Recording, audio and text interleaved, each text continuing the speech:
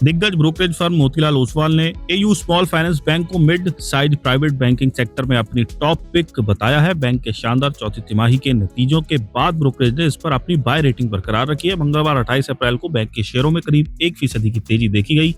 Bank ने वित्त वर्ष 2025 से 26 की चौथी तिमाही में उम्मीद से बेहतर प्रदर्शन किया है। नेट प्रॉफिट सालाना आधार पर 65% बढ़कर 832 करोड़ रहा। वहीं नेट इंटरेस्ट इनकम 23% की ग्रोथ के साथ 2582 करोड़ दर्ज की गई। FY26 के लिए बैंक का मुनाफा 25% बढ़कर 2641 करोड़ पर पहुंच गया। ब्रोकरेज के मुताबिक बैंक की सफलता के पीछे मुख्य वजह मार्जिन में विस्तार और क्रेडिट लागत में कमी है। बैंक का नेट इंटरेस्ट मार्जिन पिछली तिमाही के मुकाबले 24 बेसिस पॉइंट बढ़कर 5.96% हो गया है। फंड की कम लागत और बेहतर एसेट मिक्स से मार्जिन को सहारा मिला। Q4 में क्रेडिट लागत तेजी से घटकर 0.6% रह गई, जो बैंक की मजबूत रिकवरी को दिखाता है।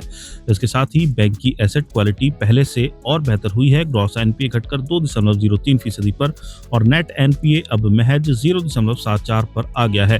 डिपॉजिट सालाना आधार पर 23% की बढ़त के साथ 1.52 लाख करोड़ हो गई है। मोतीलाल ओसवाल ने एयू बैंक के शेयरों के लिए 1275 का लक्ष्य तय किया है। सोमवार को ये शेयर 1040.50 पर बंद हुआ था, जिसका मतलब है कि मौजूदा स्तरों से इसमें 22% तक की बढ़त की संभावना है। पिछले एक महीने में ही ये स्टॉक 23% से ज्यादा चढ़ चुका है। एयू बैंक केवल स्मॉल फाइनेंस बैंक तक सीमित नहीं रहना चाहता। ब्रोकरेज का मानना है कि बैंक अब एक यूनिवर्सल बैंक बनने की दिशा में तेजी से बढ़ रहा है। एआई प्लेटफॉर्म और कोर बैंकिंग सिस्टम के एकीकरण पर भारी निवेश किया जा रहा है। मोतीलाल ओसवाल को उम्मीद है कि FY27 से 8 के दौरान बैंक का मुनाफा 35% की सालाना दर CAGR से बढ़ेगा।